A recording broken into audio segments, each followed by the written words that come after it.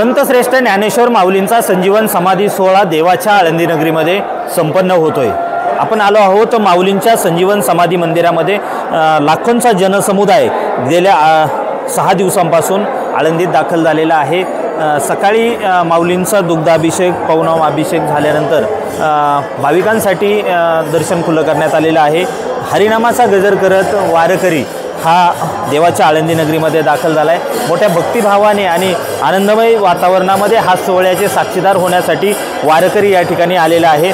देवस्थानकडून जय्यत तयारी करण्यात आलेली आहे। पोलिसांचा या परिसरामध्ये तगडा बंदोबस्त ठेवण्यात आलेला आहे। आपल्यासोबत देवस्थानचे व्यवस्थापक आहेत। कशा पद्धतीची व्यवस्था आहे आणि कसा सोहळा राहील? आज संत चैतन्य ज्ञानेश्वर महाराजांचा 729वा संजीवन समाधी सोहळा आज मंदिरामध्ये संपन्न होत आहे। नामदेव महाराजांचे वंशज संत नामदास आबापा माधव महाराज नामदास यांचे 10 ते 12 या वेळेमध्ये विनामंडपामध्ये संजीवन समाधी सोहळ्याचे कीर्तन संपन्न होणार आहे। कीर्तन झाल्यानंतर पुष्पवृष्टी आणि आरती होऊन संजीवन समाधी सोहळ्याची पूर्णता होणार आहे। यंदाच्या वर्षी सुरक्षेची काळजी जास्त प्रमाणात घेतली जाते। पोलिसांचा बंदोबस्त वाढवलेला आहे। काय सगळी कारणं आहेत?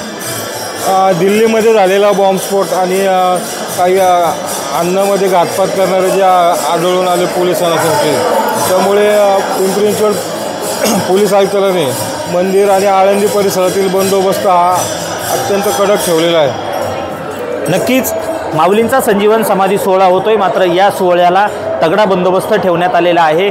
अन्न असेल किंवा बॉम्बस्फोटाचे काही संकेत पोलिसांसोबत आहेत, त्यामुळं देवस्थानच्या वतीने सुरक्षा वाढवण्यात आली आहे। दुसऱ्या बाजूला पोलिसांची या ठिकाणी सुरक्षा वाढलेली आहे। वारकरी हा लाखोंच्या संख्येने आळंदीत आहे, त्यामुळं कुठला घातपात होऊ नये यासाठी देवस्थान आणि पोलीस प्रशासन सज्ज आहे।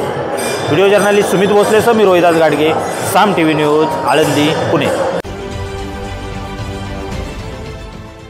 देश विदेशातील प्रत्येक घडामोडींचे लाईव्ह अपडेट मिळवण्यासाठी आता साम टीव्हीच्या सर्व सोशल मीडिया प्लॅटफॉर्मला लाईक, फॉलो आणि सबस्क्राईब करा। तसंच सर्व नोटिफिकेशनसाठी बेल आयकॉन प्रेस करायला विसरू नका।